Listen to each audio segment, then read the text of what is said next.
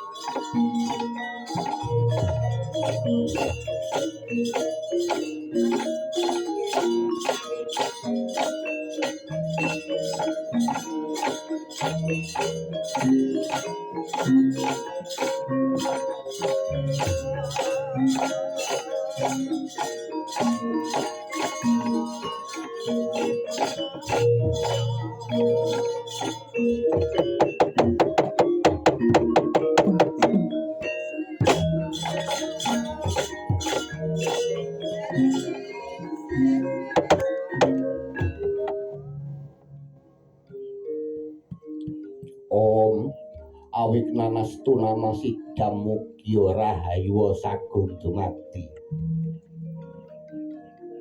Om awiknanastu namasidham mugya keluarganira Bapak Jailin lan Ibu Yatini ingkang cumandha wonten ing Dusun Jabon Desa Depok Kecamatan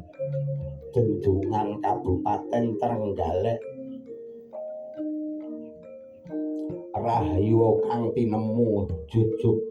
jajak kang jinangka jubuh kang kinayuh sembada kang sinedya rahayu niskala ing dinten Senin wagi malem Selasa kliwon wuku julung Kidalang kandha bana sigra amiwiti hamurwakala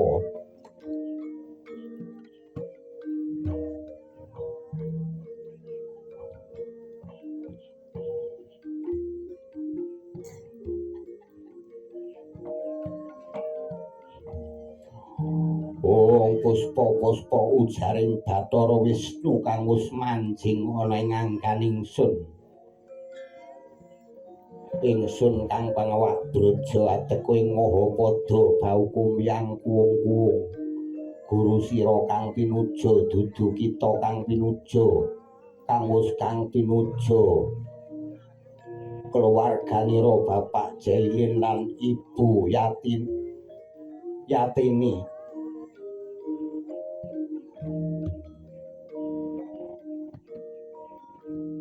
lan ugi ingkang putra Mbak Siti Musarofah lan Mas Abdul Aziz ingkang nandhang Sukerta Kedhini Kedana sengkalanira Sukertanira wiwit hari Senin wagi malem Selasa kliwon wuku julung lebur ajur musna ilang-ilang saking tan ana ya karwata dening ingsun dalang kandha buwana Angadep pusering jagat aningali memelok ingkah kalangan tanggal pisan 14 Muruk tan kenaning pati mancur tan kenaning surem ingsun dalang jati wasesa wenang amisesa ora wenang den wisesa ya ingsun kang wenang amisesa ing sakalir lungguhku pakuning bumi telapakanku sangga buwana debokku Hyang Nagaraja pagawanganku Sang Retna Bara kelirku Sang Tinjomaya balincongku Sang Bayu Teja palinturku Sang Halemunan Sang Hyang Wisnu kang wis nyalira mring angganira dalang kandha buwana kang amayang widodara kang gamli widodari kang nyindeni Sang Hyang Wismute kang ora wang-wang ana sahe mana-maya ana maya-maya katon kang anonton padha katon kang tinonton ora katon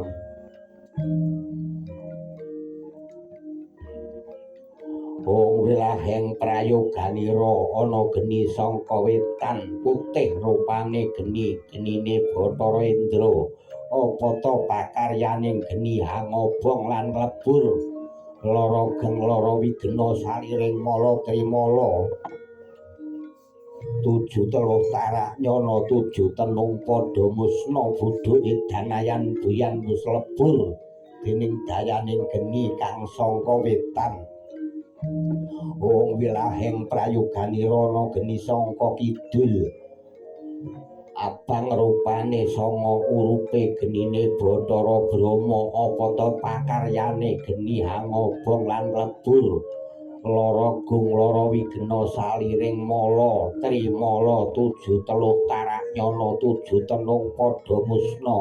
budhu idanayan buyan lebur tumpur musna ilang-ilang saking tan ana ya karwata dening dalang kandha buwana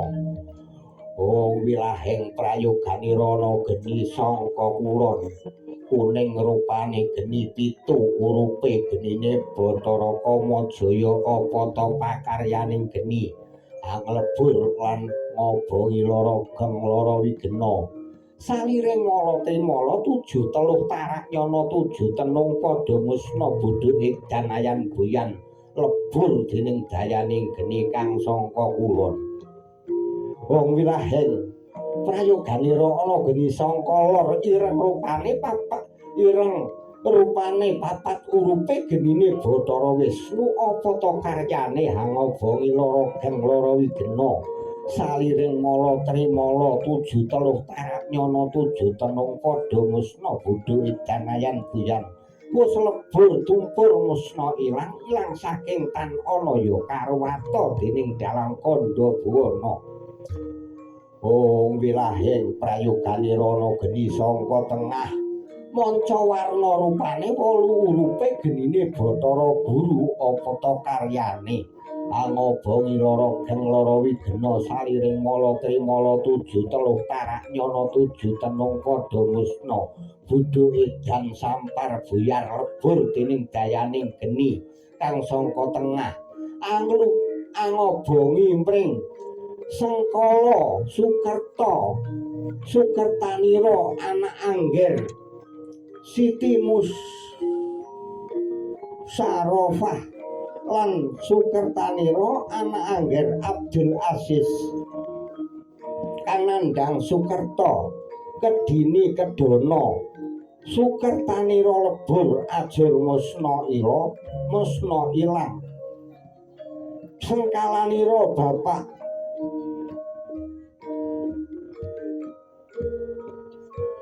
Jailin lan Ibu Yatini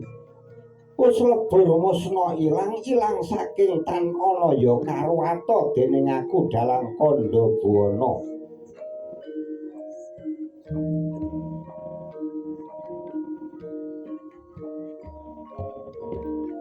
sigra ki dalang nyampurnakaken Sukertanira lan Sengkalanira Bapak Jailin lan ugi ingkang putra kekalih Hong piang-piong golong-golong gumolong giling-giling gumalinding satus depa pangetanku satus depa pangulonku satus depa pangidulku satus depa pangalorku Bapak Jailin lan Ibu Yatini lan ugi ingkang putra anak Angger Siti Sarofah lan anak Angger Abdul Aziz Sukertanira Sengkalanira Bur Ajur Musna ilang-ilang saking tan ana ya karwata dening ingsun dalang kandha buwana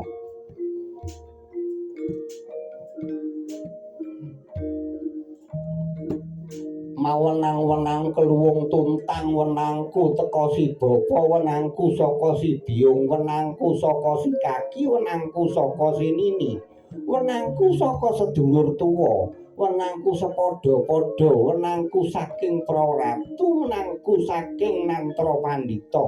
wenangku saking malaikat Nun sewu ngampil gaiping Gusti wenang anglebur mring Sengkalanira Bapak Jailan lan Ibu Yatini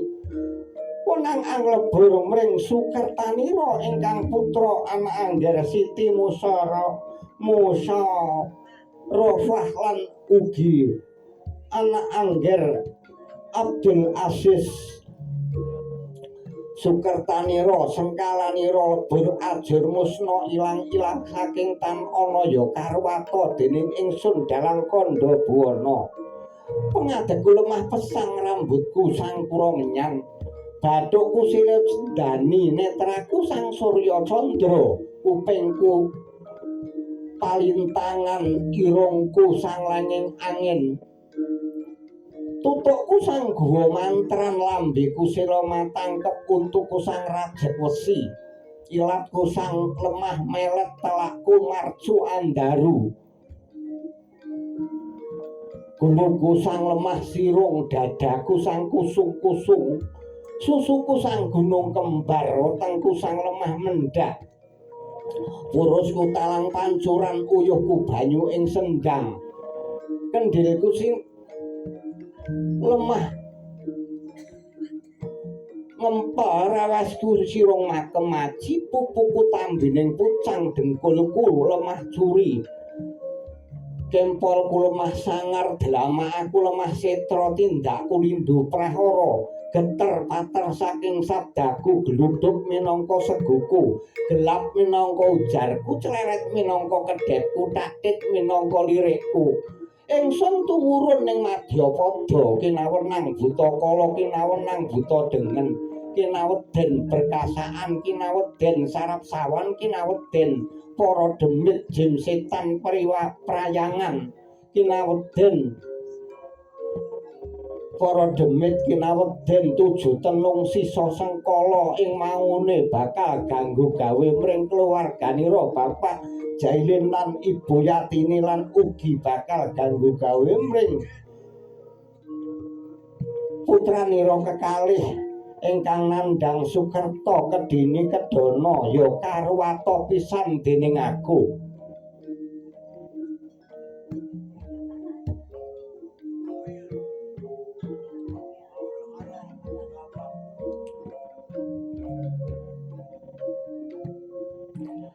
ingsun amiwiti amuji kaleksanan amuji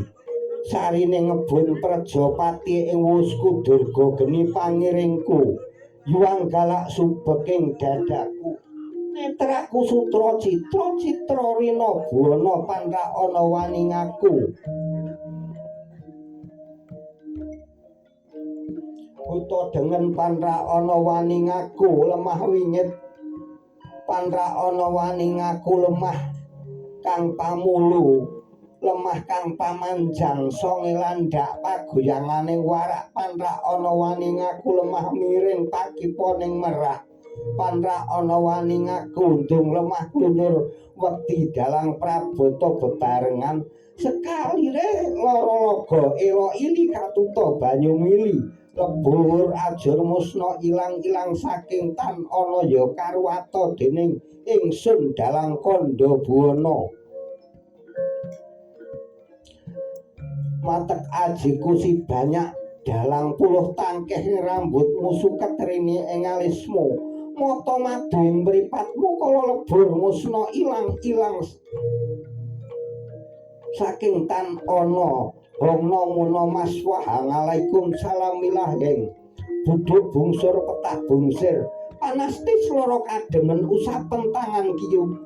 tanganku kiwa cangkem buwana lengkangen drijimu kiwa yaiku pangleburan sekaing kala geter pater pangucapku kethuk lindhu subawaku japa mantra kasektenku ana sambang ilu-ilu ana surak tanpa mungsuh panengeranku nangis dudu mungsuhku padha manyiteng tan kari sawiji geger kang sejo penggawe ala lumimbang tanpa odot aningali tanpa nitra angrunduk tanpa karana agegondo tanpa irung angen-angen tanpa driya kumejotan mulah ambekan aran musikama salah padha lunga tanpa sikil takita dene suarane dalang purwa sejati satemah padha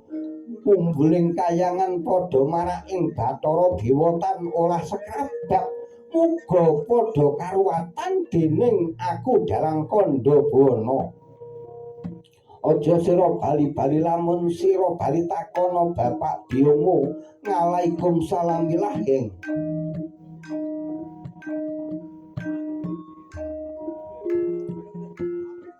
Sigra dalang kandha buwana amaos kidungan banyak dalang utawi ajiringin sungsang hong pasang tabesun angidung kidunganku si banyak dalang ngendinggeni alinggih raja sangku mitir-kitir amrenteng sira prajnana agung pitanara wangsa genderi pinatut barang mulung kenyaring prasoda sira kaki atangiya angadeka uringin sungsang amrango ampel gading tugelen gawenen sanggar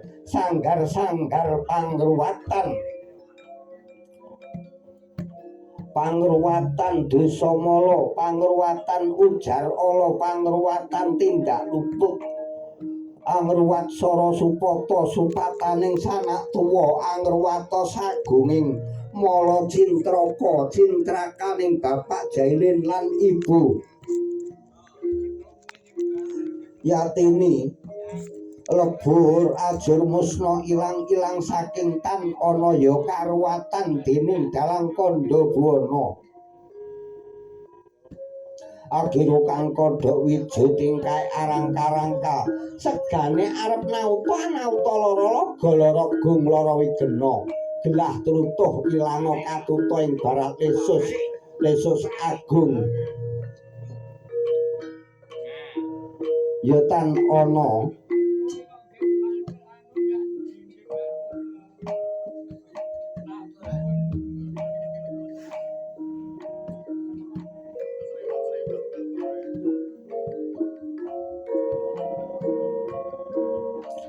tanpa gelar ana ta kang sumur Bandung timbane timba kepala tetali ususe maling siwur burut tanpa kancing garani winada aji sulur kemudi waringin banyune ludira muncar iline mili mangetan elo ili katuta banyu mili lebur ajur musna ilang saking tan ana ya karwata dening isun dalang kandha buwana Assalamualaikum salam milaheng wong latak ruwang mring bengawan wong latak ruwang ana joko amik kembang amemenek anget apel den kebake jejomponge anon si perawan liwat dinulurupane ayu perawan angaku lolo tomoro ing rawan anong tono kintal mune cing caremplang ting caremplung agbiru kang kodho wijo ting kaerang-karangka sediane arep nauta lara gung lara wigena tetangga yen ngrungokno wong angidung banyak dalang saben dina tanpa dadar yen ana perawan tuwa utawa jejaka tuwa dumadan blis krama yen ana wong kang gering kedadak dumadakan gelis mulya yen ana kang neja ala mring keluarganira Pak Jailin amundur tanpa karna sampurna ing banyak dalang kang angidung temah sampurna hongna munawaswa alaikum salamilah nggih.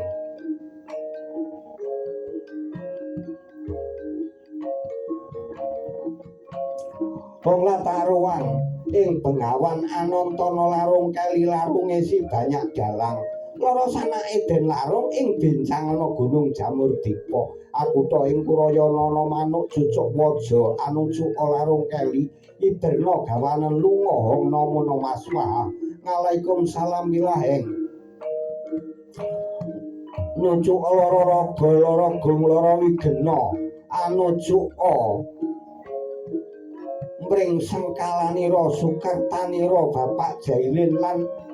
Sukertanira ingkang putra kekalih kang nandhang Sukerta Kedhini Kedana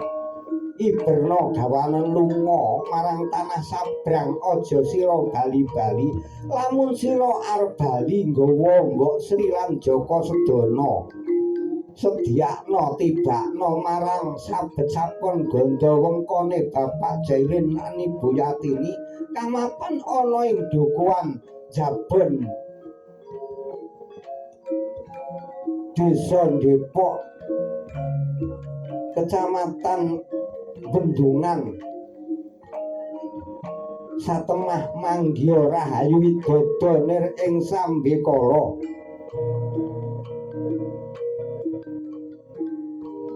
kacarita nalika samana Purna Ki Dalang Kandha Buwana nggenira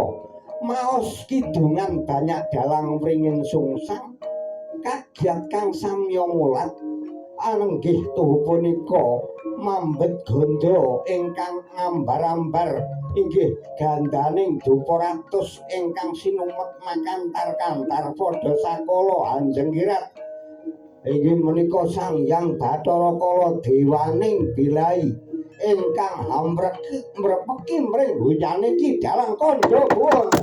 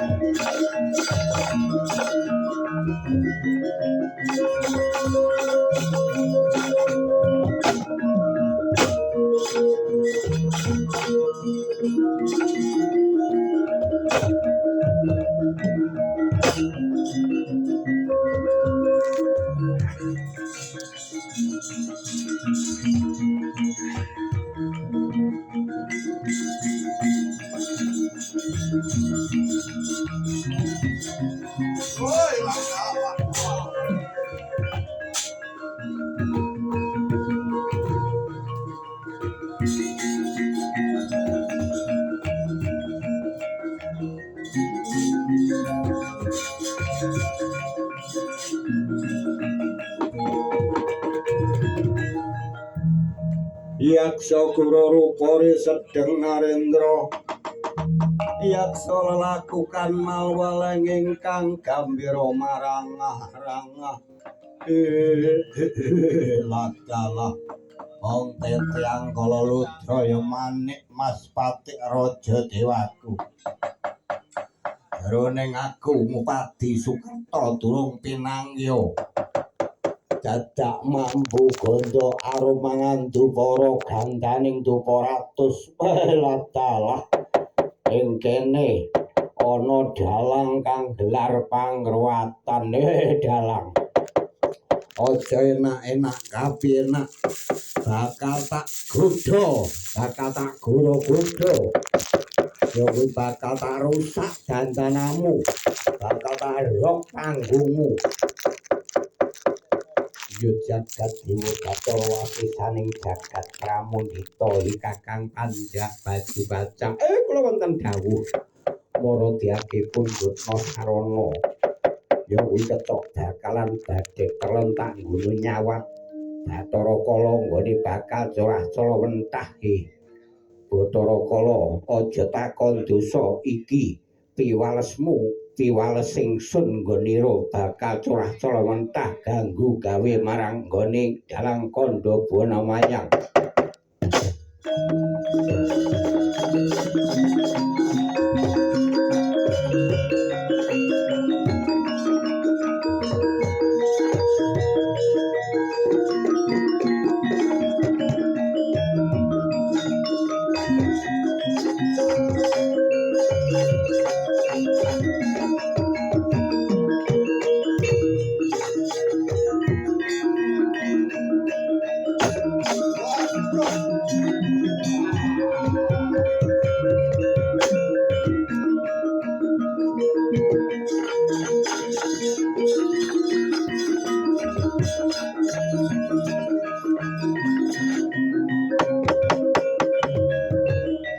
Wiregong tumandang tarung janggitan ngadang dalan ilu-ilu Banaspati Gandharwa slaning bumi Gandharwa slaning bumi anggere mebaki jagat latyalah dalang mangerti marang solah bawaku senajan to jeneng sira laku dedemitan ya kuwi katon sat ora panjenenganing sun ora pangling marang wujutamu Bathara Kala dalah tak kira yen ora mangerti dalah kok sira wani gendak sikara ya kuwi nyawat marang panjenengan ulun ya kuwi tiba marang telaku rasane legi campur kecut amis-amis iki mau apa dalang kang mbok sawatake barang aku mangeti Bathara Kala iku sarana kanggo murwat Murwakala wujude badhek lan awan ya kuwi gecok mentah lah dalah senajan to sira mbalang wujude sarana nggonmu murwat Murwakala dadekake seger sumyaing saliraku mangerti ya dalang sawetara suwe nggonku ya kuwi bujung anane buron laron kang wujude wong kang nandhang sengkala lan sukerta kang lumebu marang pepanggunganmu iku mau durung kecandak dadak ya kuwi anggonku nyedhaki marang kowe iku mau dadak kok balang wujuding kecok bakalan badhe telon dadekake seger sumyaing saliraku yo Bathara Kala senajan to jeneng sira ganggu gawe nanging apa karepmu lamun to Dalang Kandha Buwana nganakake gelaring ruwatan Murwakala ning daleme Bapak Jaiwin lan Ibu Yatini ana ing dusun ya kuwi jabon kenge dadak sira curah-curah mentah akal ganggu gawe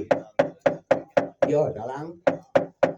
sak temene mung nyoba marang kawaskitanmu dalang ning sawise tak coba sira nyata pangejawantahe dalang kang mumpuni sakabehing roh pakabeh reh panyawangmu ya kuwi sira andarbeni wujuding kaningal jati dalang ya ora dadak nggunggung marang Dalang Kandha Buwana wujude Bathara Kala apa kang mbok karepake jeneng sira lamun nonton wayang aja dadak ganggu gawe ngobak-ngobak klir lan nderok panggunge dalang kang wayangan mangerti yo lamun to dalang mayang iku mau nganti kerubuhan panggung aku delokake ya kuwi dalang kang nandhang sengkala lah talah ngene dalang sak temene aku iku mau demen banget nggonmu mayang utawa dalang mbok coba kowe ndalango meneh bakal aku sing nanggap dalang Bathara Kala bakal nanggap marang dalang kandha buwana apa duweni prabeya. Kowe lah dalah yen wujuding brana arta aku ora duwe. Ning aku duwe pengaji. Pengajimu apa Bathara Kala? Ya kuwi peparinge Kanjeng Rama Pukulun kang arane ya kuwi Bedama Pudi Paesan. Senajan to iki rupa gaman iku mengko yen kok irokake marang Brama Arta ajine sambuh dalam kepiye Kakang Kanjak warga gandhen Kakang kula wonten dawuh Bathara Kala bakal nanggap nggon ingsun mayang supaya miwiti maneh nanging opahe wujud Bedama Kakang pun purun Bedama niku gaman lah niki mengke para kanca-kanca pradonga niku wau boten purun dipun opahi gaman wong pun gadah arit kiambak-kiambak kok kedah mawi yatra supados kenging dipun ijolaken napa ingkang dipun taremaken rak ngaten to Widalang iki kanggo sarana Kakang. Oh nggih menawi sawarana ngaten nggih nyumanggaaken Bathara Kala. Kepiye Dalang? Bisa minangkani panuwunku saumpamane Bedama iki tak ijolake ya kuwi wujuding nggonmu ya kuwi mayang kuwi tak nggo opah nggonmu anggonku nanggap mayang iya Bathara Kala yen kaya mengkono lerema sawatara panjenengan ingsun bakal miwiti mayang maneh minangkani panuwun nira nanging sapisan-pisan meneh aja nganti jeneng sira jerone aku miwiti dalang ya kuwi ganggu gawe marang panjenengan ingsun ya dalang yen pancen kaya mengkono bakal tak ranti sawatara sira ngentenana ana ing jero jabaning terop kaya sendena wit ya kuwi cikal sakembaran Bathara Kala ya lah ing kono to wau kacarita nalika samana jroning kidalang kandha buwana minangkani panuwunira Bathara Kala nggenira kepingin nanggap supados mangsuli malih dalang malih minangkani panuwunipun inggih menika Bathara Kala kacarita inggih menika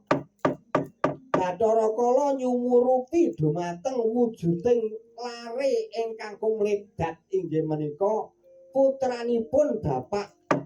Jailin lan Ibu Watini namung kalih inggih menika Nandang Sukerta Kedini Kedana pramila saking menika tanggap Bathara Kala padha sakala sinaut arsa katadah kala mangsa inggih menika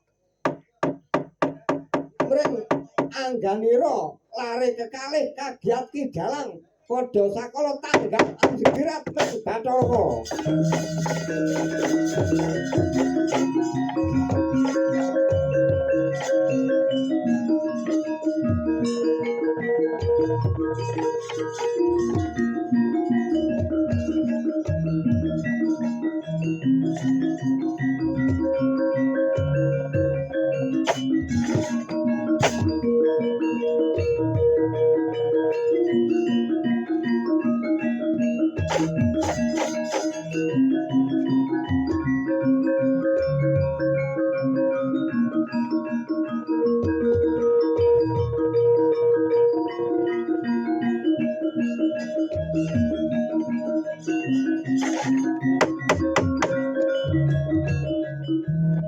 Ridu mawur mangawur-awur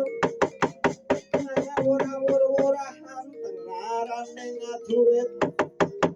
wong guru bangsa tetek kadya botolo para mangriting jombo estir kata ingkang bojo layu seput adalah dalam kepriye Bathara Kala leren dhisik nggonmu mayang aku mau ora ya wis kandha jerone aku miwiti mayang aja nganti ganggu gawe marang nggonku dalang. Bathara Kala iki pancen angel di elingake kok. Oh, dalang miwiti dalang iki pikirane rak mumet. Sing dipikir ki rena-rena kok sira lho kuwi ngregon-ngregon ora dalang iki ana perlu sing kudu tak antarake marang jeneng sira dalang. Ana wigati apa dak Bathara Kala? Jerone kowe miwiti andalang iku mau aku weruh kumlebate ya kuwi bocah buron laronku ya kuwi bocah gendini kedono kedini ya kuwi putrane Bapak Jailin lan Ibu Yatini sing arane bocah Nandang Sukerta gendini gentono kuwi dadi mangsanku dalang. Ya yen pancen sira bakal nadah kala mangsa ya kuwi bocah kang mbok uber-uber utawa dadi buron laronmu ya tadan kala mangsa Bathara Kala aku ora bisa dalang merga gaman iku mau bedama iki tak nggih nanggap nggonku nanggap anggonmu mayang iku mau mongko kuwi sarana kanggo ngetokake getih satetes daginge satampel mula aku wis antuk piwulinge Kanjeng Rama pukulun lamun antuk pangan kudu tak saranani tak tokke getih luwih dhisik mula dalang aku nyilih sedhela wae kuwi gamanku kang dak nggo sarana nanggap wayang iki mau tak silihe sedilut wae kanggo natoni bocah Nandang Sukerta iku ora bisa dalang ora bisa Bathara Kala amarga aku antuk pasrahe ya ku panjenengane Bapak Jailin lan Ibu Yatini ing wengi iki supaya nyeranani ya kuwi nyampurnakake werak Deda Trimala lan ugi nyampurnakake sukertane bocah kang regem ya kuwi bocah putrane Bapak Jailin lan Ibu Yatini lamun sira adreng panuwunmu bakal njaluk gegaman luwih dhisik balekno bocah kuwi marang astaning sun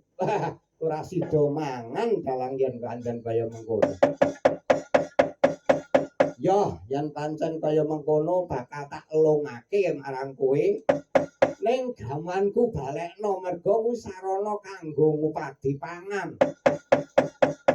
mangerti ya Bathara Kala lamun sira bakal nadah kala mangsa bocah loro kang Nandang Sukerta ya kuwi kedini kedana kaya putrane Bapak Jailin kang wis tak saranani tak ruwat-ruwa kala dasane jeneng sira antuk pangan sepisan ning selawas-lawase jeneng sira ora bakal antuk pangan Bathara Kala yo dalang yen pancen kaya mengkono bocah loro putrane Pak Jailin iku mau wis ya kuwi ditebus anane ya kuwi nanggap utawa diundangake dalang kandha buwana kanthi ya kuwi ragati diruwak-diruwa kala marang dalang kandha buwana aku ora diwenangake nadah kala bangsa balekake marang astamu dalang bebasan aku balekake marang bocah loro iku mau yamun gaman mus kok balekake marang astaku tak kira ana kono-kono bakal antuk memangsa meneh yo Bathara Kala yen pancen kaya mengkono lung tinampan ulungna bocah loro iku marang dalang kandha buwana luwih dhisik yo dalang tak lungake kowe ning gamanku enggal balekno Kakang Panjak kula wonten dawuh ya kuwi gamane Bathara Kala ulungna Kakang oh nggih menawi sampun dipun wangsulaken lare kekalih kala wau nggih kula badhe mangsulaken inggih menika wujudipun bedama gen dados inggih menika sarana pados mangsan malih wonten ing desa kana-kana ngaten Ndara. Iya Kakang. Dalang, aku takon marang kowe ing atase. Aku iki kalebu dewa lan putrane ratune dewa. Ning kok kalah wegik marang jeneng sira, Dalang. Ya senajan to jeneng sira kuwi dewa pisan utawa atmajane ratune dewa Bathara Kala.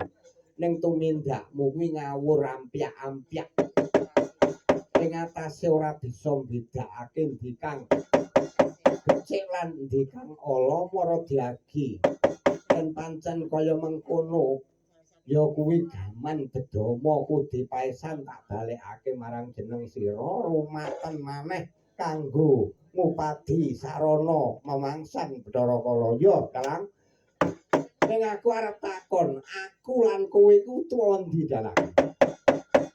Mestine tuwa panjenengane ingsun. Masa ing atase aku ki dewa, sira manungsa, kok ngaku luwih tuwa? Yen pancen Bathara Kala kuwi ngaku luwih tuwa, coba terangno dalam kandha bana kuwi atmajane sapa lan ingsun kuwi sejatine sapa. Ya ora ngerti, Dalang. Wong weruh wae wanuh lagi iki kok nerangake kandha bana dalang kandha bana atmajane sapa. Ning apa kowe kuwi kira-kira ngerti, Dalang? Ayo kuwi Bathara Kala kuwi atmajane sapa? Panjenengan ulun, panjenengan ingsun mangerti banget babagan iku amarga Bathara Kala kuwi atmajane ratune dewa Pukulun Bathara Guru. Duk nalika Pukulun Bathara Guru carem asmara ya kuwi nganglang jagat nitih Lembandini sesarengan kalian Hyang Bathari Uma. Wancine ngarepake suruk dinane ya kuwi Sukra Manis utawa Jumuah Legi. Nalika semana Bathara Guru ya kuwi pengin sacumbana amarga ora kuat ngempet marang hardaning priya wanudya. Nganti ngoncratake ya kuwi Tirta Kamandanu wijining manungsa. Ing kono tumiba ana ing gigiring Lembu Andini bareng Lembu Andini rumangsa ora kuat merga kedawan koma kang tumetes ana ing gigir iku mau banjur kirik koma ya kuwi utawa winihe manungsa iku mau dinggo kirik marang Lembu Andini dawah ana ing telenge samudra. Ya kuwi Tlaga Manik Madudirda utawa Segara Kidul. Satemah Segara Umuk ana ing kono mangalat-alat nuwuhake gegering jagat amarga kama iku mau malih rupa dadya geni. Geni mangalap-alap nganti kaya sundul ing nakasa. Para Jawata ya kuwi dikerekake supaya ngrocok gaman perlu nyampurnakake wujuding kama kang tumiba ning jeroning samudra iku mau. Nanging pirang-pirang gaman Suralaya ditamakake nanging ora bisa nyampurnakake kama bareng ditamakake njur manjing ya kuwi dadi kekuatane ya kuwi kama iku mau ilang sipating kama utawa dahana ing kono salin slaga dadi buta bajang kang sinebut ya kuwi Drekongkong utawa Kendhang Gumulung utawa Kama Salah dhewekne ngamuk punggung Suratantaha parandene para Jawata ora ana kang bisa ngembari marang kadigdayaning Kama utawa Kendhang Gumulung iku mau. Bathara Narada sigra amraki hungyaning kang ngamuk ana ing samudra. Para Jawata banjur lumayu kapiyandhem munggah marang kayuwangan Suralaya dadi atur Kendhang Gumulung aturan supaya sowan ana ngarsaning Sang Hyang Pramesti Guru Sigra Sang Hyang Pramesti Guru ngakoni lamun iku sejatine putrane kang waruju ya dumadi saka kama salah anggone ora kuat meper marang hardaning priya wanudya iku mau Bathara Kala wujude ya glegere jeneng sira Bathara Kala dalah mangerti banget yen pancen kaya mengkono dalah ya aku kalah turta aku lagi percaya maneh lamun jeroning ya kuwi kangruwatanmu iku mau lamun jeneng sira bisa ndunungake ya kuwi tulis-tulis utawa sastra kang tinulis ana ing jeroning anggaku kang mapan ana ing jeroning kulitku ana ing jabane dagingku dalang yo yen pancen kaya mengkono Kakang Panjak murih rancake Bathara Kala bisa nglenggana kalamun to ngakoni luwih enom katimbang dalang kandha buwana para diage onekno ladrang slamet apa wuji marang kuwi gending wilujeng nyumanggaaken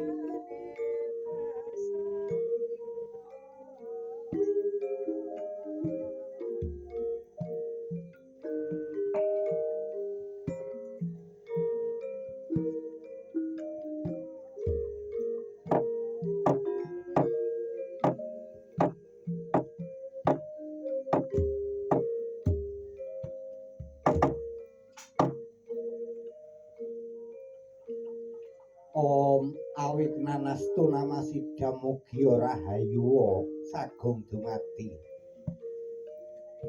Ki Dalang Kandha Buwana sigra amiwiti amas tulis kang dumunung ana ing jeroning kulit ana ing sanjabaning daginge Bathara Kala diwiwiti saka Santi Parwa wiwiti saka ing Santi Parwa tulis kang dumunung ana ing sarandoning saliramu Bathara Kala ya dalang Wong ilahing dinuk aku purwanira ring pustaka ginuthuk ing Padmacakra minangka kang dadi sirahku ginuthuk ing koramian minangka kang dadi rambutmu ginuthuk sireng panelan minangka kang dadi bathukmu Bathara Kala ginuthuk ing rengas wastra minangka kang dadi alismu ing rengat wastra minangka kang dadi depmu ginuthuk ing Surya Kanta minangka kang dadi netramu ginuthuk ing sireng ing kilat minangka kang dadi kedhepmu ginuthuk ing sireng manila minangka kang dadi kupingmu ginuthuk ing sireng momaka minangka kang dadi pipimu Bathara Kala iya ginuthuk ing sireng panoyan minangka kang dadi pasungmu ginuthuk ing rindung wastra minangka kang dadi romo ginuthuk ing kapastra minangka kang dadi tutupmu Bathara Kala. Ginuthuk ing rajek wastra minangka kang dadi untumu ginuthuk ing waja lidya minangka kang dadi ilangmu Bathara Kala. Ginuthuk ing sireng panawan minangka kang dadi telakmu ginuthuk waja sumeh minangka kang dadi janggutmu. Ginuthuk ing sidang penawan minangka kang dadi wangmu ginuthuk ing wesi panggak minangka kang dadi gulumu ginuthuk ing wesi gulmara minangka kang dadi baumu Bathara Kala. Ginuthuk ing sireng candrasa minangka kang dadi tanganmu ginuthuk ing sireng palimpengan minangka kang dadi salangmu ing ambal wastra minangka kang dadi dadamu ginuthuk ing sarwa senjata minangka kang dadi gamu ginuthuk ing sireng padupan minangka kang dadi atimu ginuthuk ing sireng galitri kang dadi dayang perumu ginuthuk ing sandi widi minangka kang dadi jantungmu ginuthuk ing segara ampenan minangka kang dadi wetengmu ginuthuk ing sireng luwita minangka kang dadi ususmu ginuthuk ing rencang wastra minangka kang dadi ototmu ginuthuk ing wajasari minangka kang dadi balungmu Bathara Kala. Ginuthuk ing pancuran rancah minangka kang dadi dakar utawa pelananganmu ginuthuk ing baka wastra kang dadi wangkongmu utawa bokongmu ginuthuk ing sireng deksana minangka kang dadi pupumu.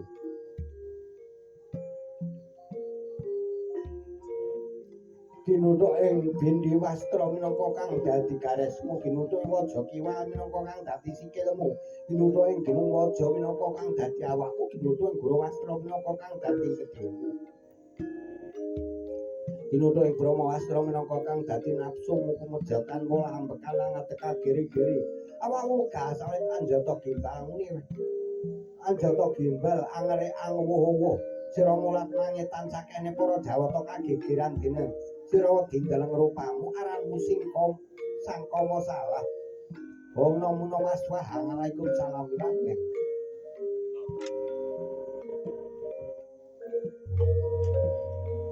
Iku tulis kang mapan ana ing saranduning saliramu kamapan ana ing jeroning kulit ana ing jabaning daging Bathara Kala. Iya, sabanjure dalam Bathukmu ana tulisane ya kuwi diarani mantra purwaning dumadi ing kono mratelakake lamun dumadine Bathara Kala unine piye dalam Om prayoganira sang Hyang agilang-gilang aneng siti binuwang aneng samudra kumampang lembah ana daging dudu daging ana getih dudu getih aranmu sang kemale ya kama salah akhire skilumaya kadya manik sapestika biya murup mangarap-arap nekaken Prabowo kethuk lindulan prahara lesu sago ngaliweran geter pater tanpantara murup ingkang kaludra gumesang aneng trilukre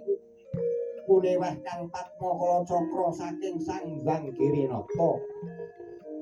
Om awignan astu nama Napurnama Sidi Om Namo Waswaha Waalaikumsalam iya sabanjure dalam sabanjure tulis kang mapan ana ing tenggak utawa telakmu iku ana tulisan Om awigena mastu mugi rahayu keluarganira Bapak Jainenan Ibu Yatini Amiwiti ki dalang kandha buana amal sastra kinekak utawa sastra telak kang dumunung ana ing telakira Bathara Kala sangkala lumereng sangkaning lara Wisnu kena ing lara lungguh ing otot lan ing amperu kalara mulya-mulya dening Bathara Brahma Bathara Brahma kena ing lara lungguhing daging lan ing getih kang lara mulya-mulya dening Bathara Guru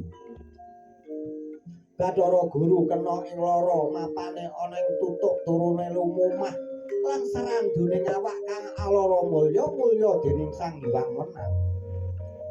Sang Hyang Menang tan kena ing lara maring Sang Hyang Tunggal awit wis kumpul panunggaling rasa jati-jati tunggal rasa-rasa jati mulya mulya marang Kang Wisesa Namo Waswaha Waalaikumsalam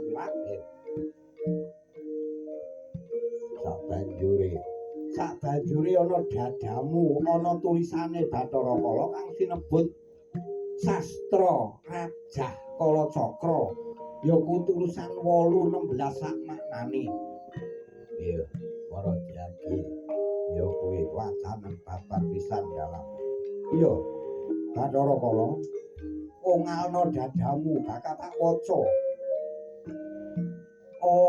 Awinan astu nama Sidam Mugi Rahayu keluarganira Bapak Jailin lan Ibu Yatini lan Rahayu ingkang putra kekalih Kanandang Sukerto Kedini Kedono Yamaraja Jaramaya Yamarani Niramaya Yasilaka Palasya Yamidura Radumya Yamidasa Sadamya Yadayuda Dayudaya Yasiyaca Cayasiya Yasihama Mahasiya. Maksude kepiye dalam? Maksude mengkene Bathara Kala, pangrencana Maria Sakti, kang anekani ilanga kaluyanira. Sapa kang gawe luwe amarkana? Sapa kang rencana aja tumeka? Sapa kang gawe cidra kogel welasa? Sapa kang dadi para cidra kang gawe cilaka malih malah gawe beja? Para cidra kogel welasa kang dadi ama nuli asya aja ngrusak lan hangrerusuhi. Iku maksude mangkono Bathara Kala.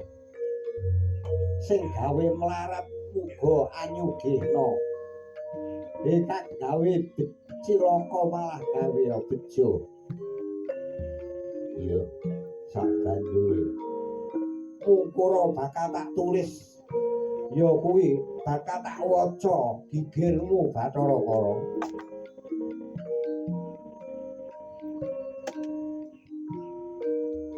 Tulisan Dewanagari kang diwalik ya iku huruf Jawa Bana Caraka kuwalik kang unine Ngata Bagama Nyaya Jadapa Lawa Satada Karacanaha. Ngata Bagama Nyaya Jadapa Lawa Satada Karacanaha. Ngata Bagama Nyaya Jadapa Lawa Satada Karacanaha. Maksude kepiye? Maksude ora kena dimaksudi merga mapane ana gigir oleh nulis diwalik. Mulih kena diarteni ya kuwi kudu diwalik. Bana Caraka Data Sawala Padha Jayanya Maga Bathanga. Iya, maksude kepiye? Bana Caraka tegese ana utusan Bathara Kala. Sing diutus sapa, sing utus sapa? Sing diutus ya manungsa iki kabeh. Sing utus ya Gusti Kang Maha Urip. Diutus kang nindakake urip nurut marang kodrate uripe dhewe-dhewe.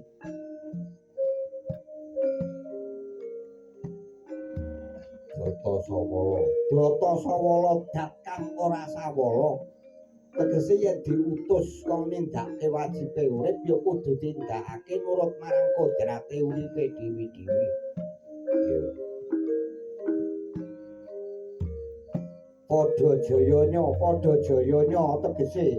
padha kuwate utawa padha digayane ngelingana manungsa urip tumitah ning Madyapada. Iku mau kinantenan dening nafsu patang perkara. Darane nafsu rudra, nafsu nimpuna, nafsu naraga, nafsu angkara. Dene watake ya kuwi aluamah, amarah, supiyah, mutmainah. Aluamah kang rupane ireng. Ya kuwi mapane ana ing etan. Amarah mapane ana ing kidul kang rupane abang. Supiyah mapane ana ing kulon kang rupane kuning. Dene mutmainah mapane ana ing lor rupane ireng. Iya. Nafsu patang perkara iku mau yen ora dikendhaleni bakal njomprongake marang uripe manungsa dhewe. Nanging yen nemen-nemen utawa banget-banget nggone ngendhaleni manungsa tanpa duwe ketingkatan apa-apa Bathara Kala. Iya. Sabanjure kepriye? Para tumungkula maneh bakal ndak waca ya kuwi tulis kang ana ing singkap kiwamu kang diarani Kidung Mandalagiri utawa Santi Kukus. Iya, wacanan Pak dalam. Bong Purwayanti Yogayanti kagiat yang Mandalagiri sinorak para Jawata. Mijelken kasekten ana banyu teka wentan putih rupane mili mangulon angileni datari Sri Guru Warda Wargidadi. Bong Purwayanti Yogayanti kagiat yang Mandalagiri sinorak para Jawata mijelken kasekten ana banyu teka kidul abang rupane mili mangalor angileni batari Sri Guru Warda Wargidadi. Wong Purwayanti Yogayanti kagiat yang Mandalagiri sinorak para Jawata mijelken kasten ana banyu teka kulon kuning rupane milima nyetan angileni batari Sri Guru Warda Wargidadi. Wong Purwayanti Yogayanti kagiat yang Mandalagiri sinorak para Jawata mijelken kasten ana banyu teka lor ireng rupane milima idul angileni batari Sri Guru Warda Wargidadi. Iku kang diarani Santi Kukus utawa Kidung Mandalagiri.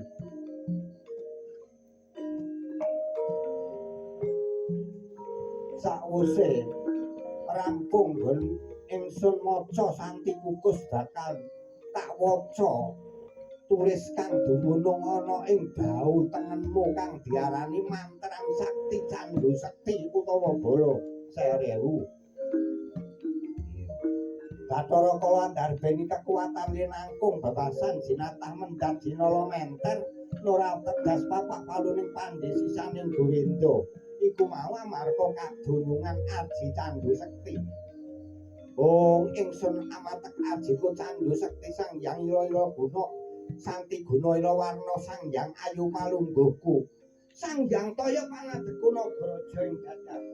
naga milet ing guluku wonten ing cangkemku keter-pater panabdaku blak ngampar suaraku iduku tawa sekalir netraku sang surya kembar kilat bareng ing cahyaku durga durgi miring aku sang kala rumekseng aku buta kabeh reng omahku kau mandeng kabeh kang sun deleng padha lengleng sing tak kandeng teka bangen homna maswaha nalaikum salam wilahing kocap kacarita nalika samono ki jalang kandha bana angesti mring panguwasaning Gusti amaos mring mantran sakti nira balok Bathara Kala kang cinebut mantran Candu Sekti utawa Bala Sewu padha sakala Bathara Kala ambruk kapidara.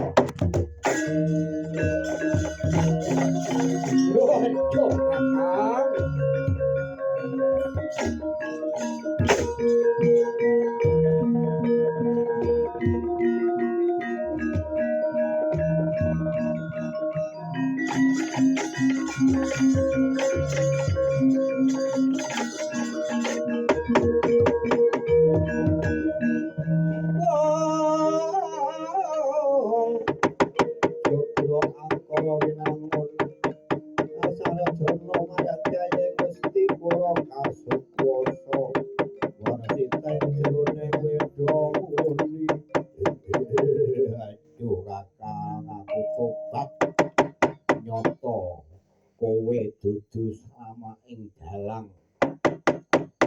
Sejatine Kakang Bathara Wisnu ya kuwi dewaning kabahagyan dewaning katentreman Sang Hyang Bathara Soman Kakang yen pancen kaya mengkono aku ora bakal gedhak sikara marang apa kang bakti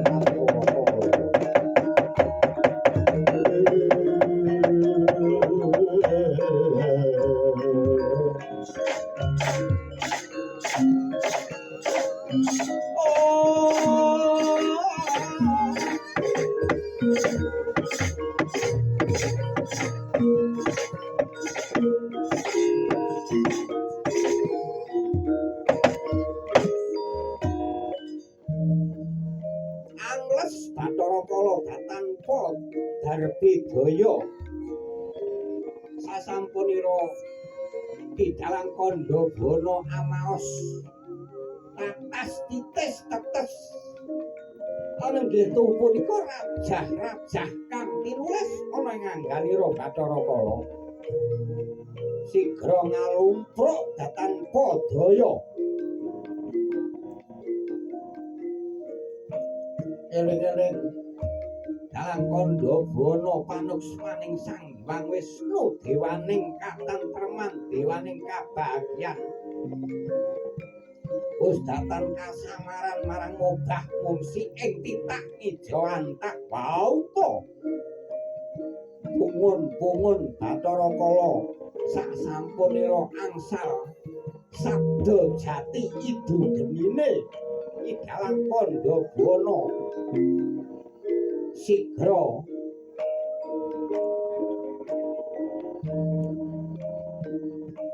kados kasiliring samirana pungun-pungun ganira gembrekah saking ganira Kantaka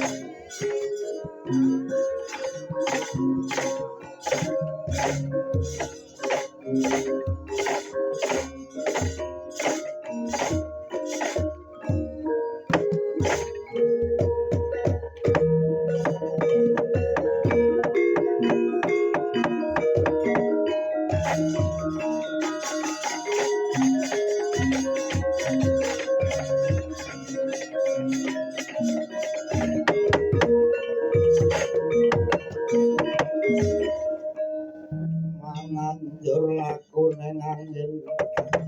kuntur andane ngarga gura-gura nita kagiri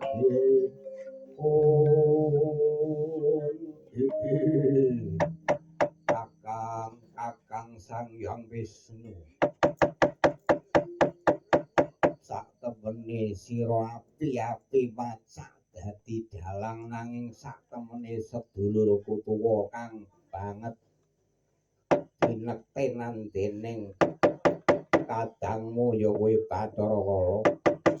sakwise aku mangerti lamun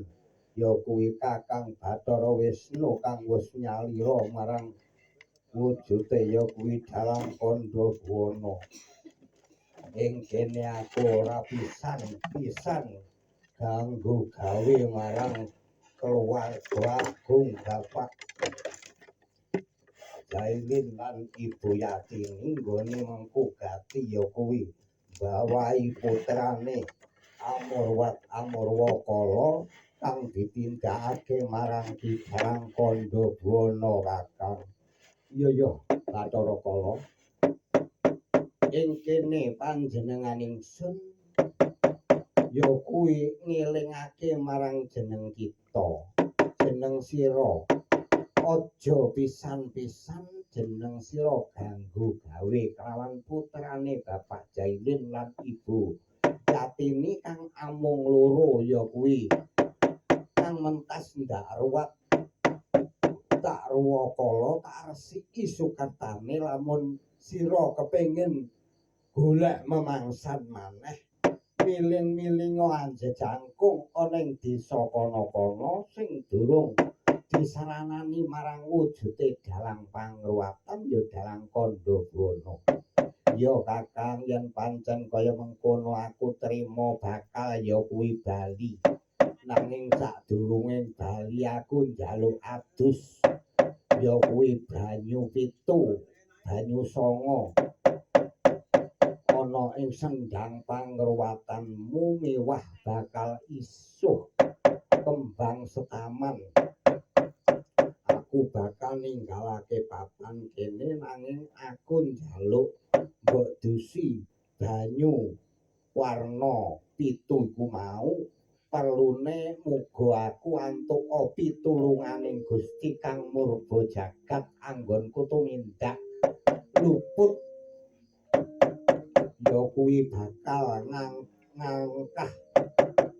nadah kala mangsa putrane Bapak Jenengan Ibu Yatini ana ing dusun Jabon kene. Ya Bathara Kala bakal tak wisik ya kuwi kala sira den elinga. Sira mulya marang jati sorangan asalira ing ngara ya balya marang ngara. Asalira ing jati balya marang jati. Ingsun sejatining wisesa Gusti Kang Maha Kawasa wis paring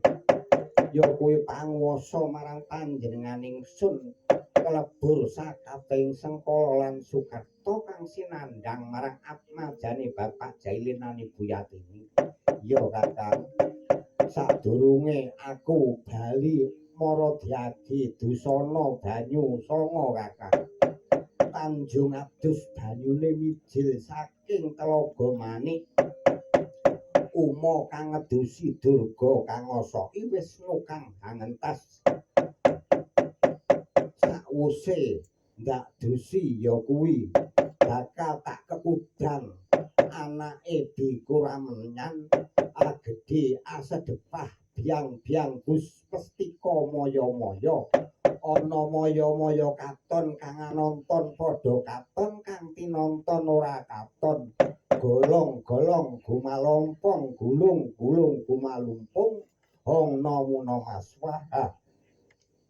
Sakwuse tak kekudang Bathara Kala sira enggala jumegur ana ing padusaning sendhang pangruwatan kang den tindakake marang panjenenganing sun yaiku Dalang Kandhawana. Ya Kakang, aku ya kuwi adus ana ing sendhang pangruwatanmu kepareng aku bakal bali.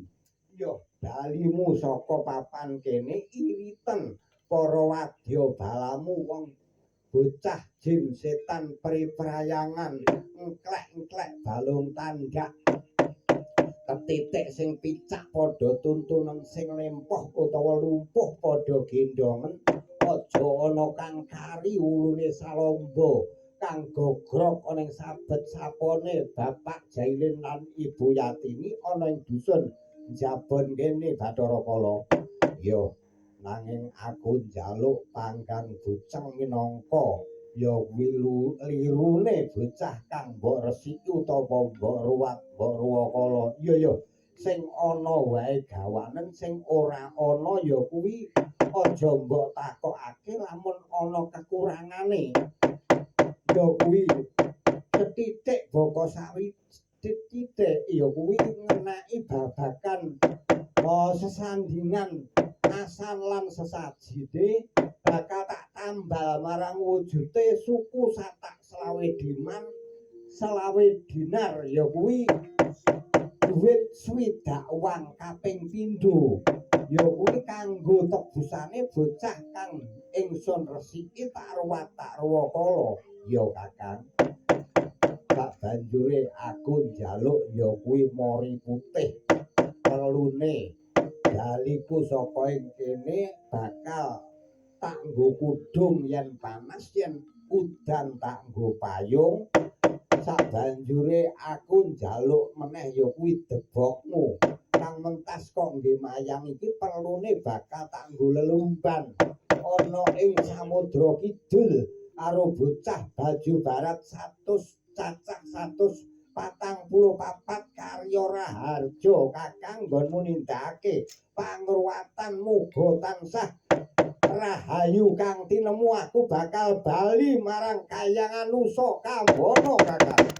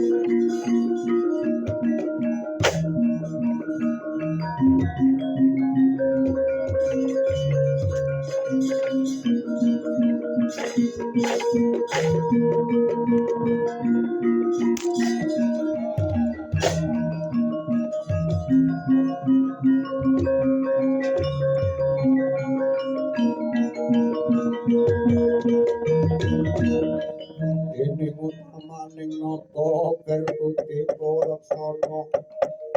kang panganti kangge ganjar saben dina kados Hyang Adi Batari Durga kang prapta ning ngarsaning ingsun. Iya ya dalang kandha buwana mangertenono aku ya kuwi nungka marang payune Atmajaku Bathara Kala. Bathara Kala menika sampun inggih menika nilaraken papan gunung mriki inggih menika bali dumateng Kayuwangan Nusa Kambono. Hyang Adi Batari Durga kula tuwi nungka sampun ngantos jengandika ganggu damel dumateng putranipun Pak Jailin lan Ibu Yatini kang mapan ana ing dusun Jaben Desa Soka mriki. Ya dalang aku baliku saka kene sepisan aku njaluk jarik tambal utawa jarik ya kuwi batik, jarik lompong keli, jarik tuwuh watu bakal tak jaluk perlune tanggo gegendong. Anane ya kuwi kesajilan asahan lan uga aku njaluk ya kuwi sego sing lawane janganan lan uga gecok mentah lan gecok bakal kanggo ya kuwi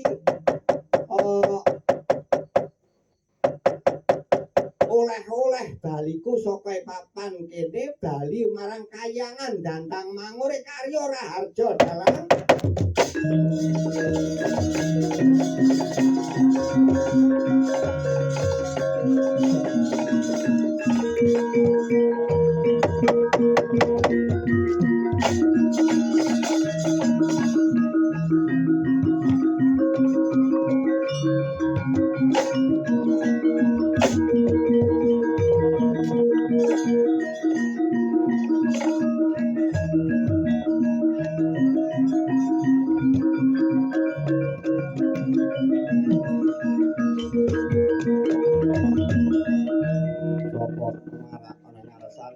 Bucara bucari wadya kalane inggih menika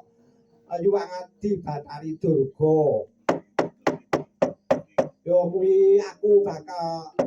ya kuwi njaluk jenang-jenangan warna 7 dalang. Jenang abang, jenang sengkala, jenang ijo, jenang baru-baru, jenang ombak angin. Minangka dadya ya kuwi bagiane wadya baju barat. Ya sing ana wae dawanen sing ora ana njaba takokake lamun ana kekurangane ingsun kang kaduga nyuwunake pangapsama marang purbaning Gusti Kang Maha Agung. Bocah wadya baju barat bucara bucari ya kuwi Kyai Jaramaya lan ya kuwi klek-klek balung tandak Enggala Bali nungka marang Hyang Adi Batari Durga kang minangka dadya sesembahmu karya Raharja dalang.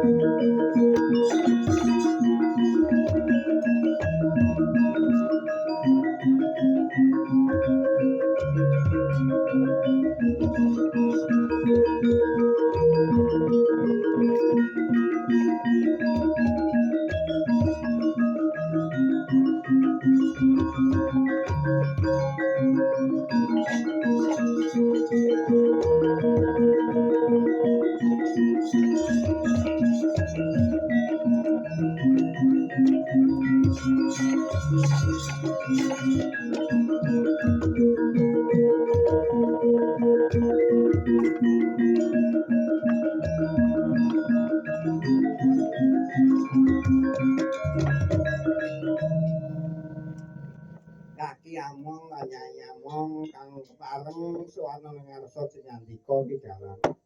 ana wigati apa kaki among lan nyamong inggih menika badhe nyuwun bagian kula inggih menika keting-keting cabuk adol tambah telas lan ugi inggih menika nyuwun bagian kula buceng ingkang lawanipun janganan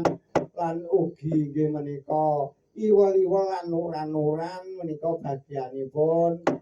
jadah ripih sapanunggalanipun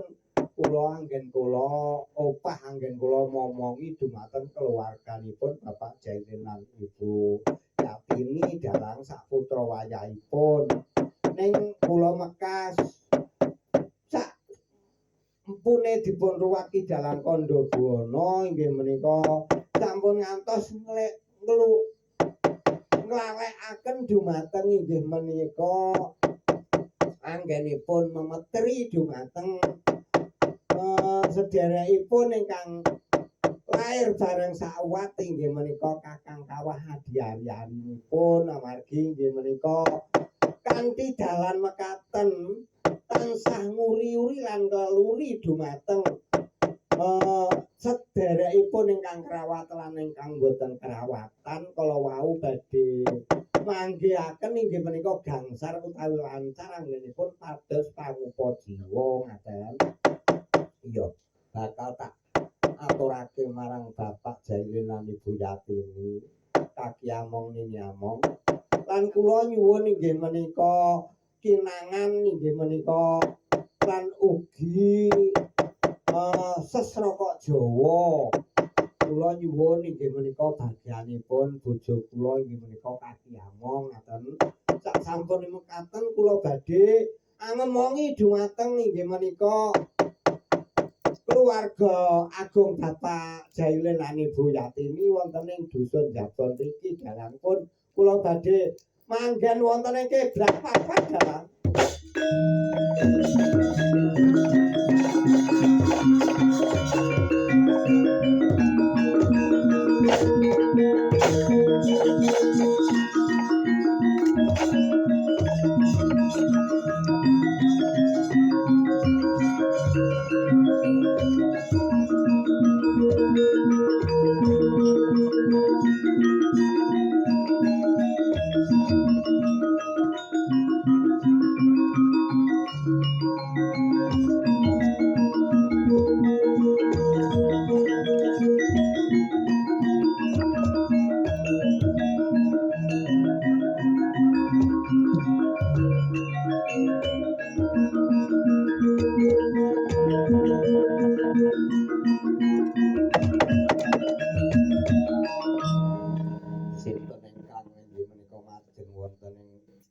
Lajengan menika idalang kula menika inggih menika Nyai Danyang kula menika Kaki Danyang sampun ingkang bau resa utawi jagi dusun Jabon desa Sokor iki inggih menika ngemongi dumateng keluarganipun Bapak Jailin lan Ibu Yatini murih tentrem ayemipun anggenipun mangun bebrayan dalang ana wigati apa Kaki Danyang Nini Danyang nggih badhe njaga resa dumateng keluarganipun Bapak Jailin awit ingkang nami Danyang menika kala wau satempenipun inggih menika leluhur ingkang babat sepisan wonten ing bumi Jabon riki dalang kula rumiyin nggih manungsa nanging sasampunipun murut dhateng Kasedan Jati kula menika dados dayang utawi pamomong dumateng putra wayah ingkang mapan wonten ing dusun Jabon niki ya kan. Dene kula badhe nyuwun bagianipun inggih menika bagian kula menika cok bakal lan panjangila utawi sego kokoh menika bagian kula. Anggen kula ngemongi dumateng anak putu nipun Bapak Jailin lan Ibu Yatini ana ing dusun luwe-luwe marang putrane kang nembe mbok ruwat mbok ruwakala. Iya kaki danyang nanging wis tarek nanggonmu. Momongi marang Bapak Jailin lan Ibu Yatini luwih-luwih marang putrane kang ingsun saranane ndak ruwat ruwakala. Muga-muga tansah tinebihna ing kala beka pinanggena rahayu widodо. Rahayu kang tinemu tetep ya kuwi jaganen kuwarasane kesehatane saben dina lan wengine. Nggih, Dalang. Yen pancen kaya mengkoten inggih menika kula badhe jagir semanggon wonten ing kiblat papat bumi sabet sapon ganda wengkonipun Bapak Jailin.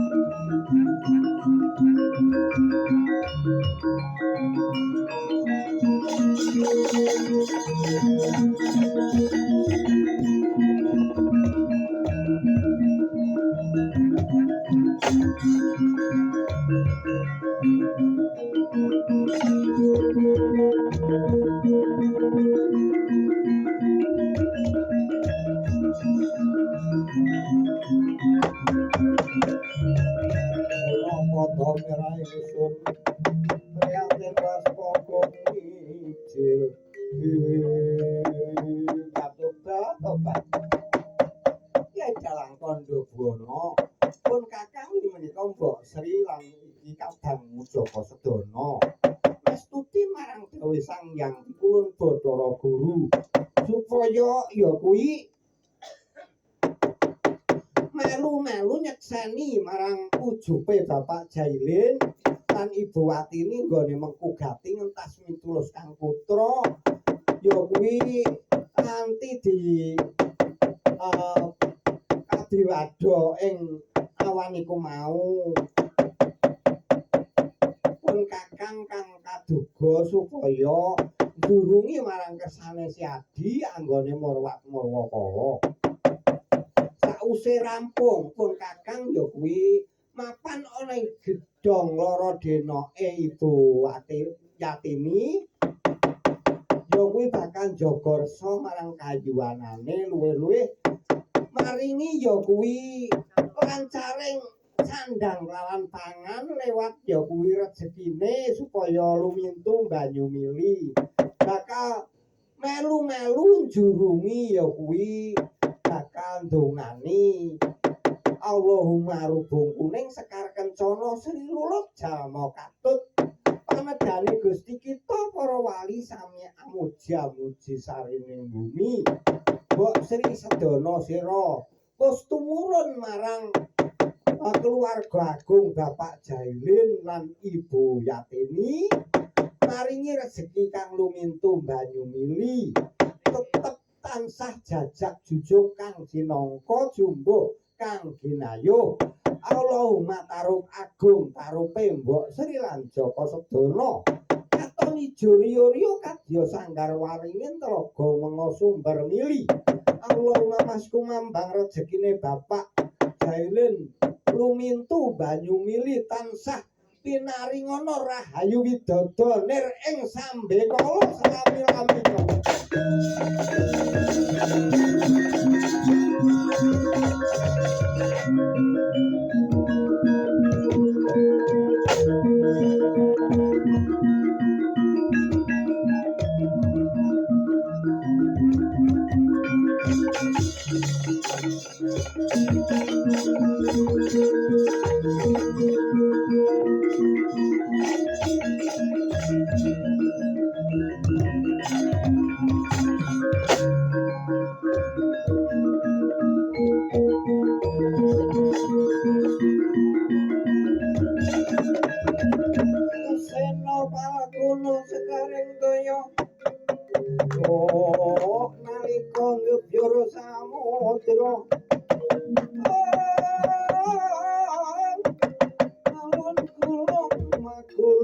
ngana lembak-lembak menyuku mambang Wisnu Bandara Arsa Lebur Jagat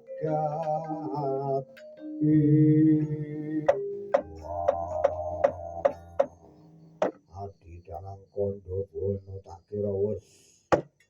meh rampung gonira nindakake ya kuwi pangruwatan restuti marang sabdane Rama Pukulun Bathara Guru yen wis rampung supaya ingkal bali marang kayangane dewi-dewi baliya marang kayangan Muntara Segara Siwa Narada baliya marang Suduk pangudal-udal nadyanto aku bakal bali marang kayangan Ngarga Maruta sawise siadi leprema sawetara bakal tak sapu kawat Prabawa Maruta ya kuwi sisa-sisaning wadya balaning Bathara Kala kang ya kuwi wujud jin setan periperangan kang picak mripate dedeh wetenge kang ya kuwi durung bisa larut saka aji gembala geni bakatak ya kuwi tebahi nganggo pangrapon muga siadi lerma sawetara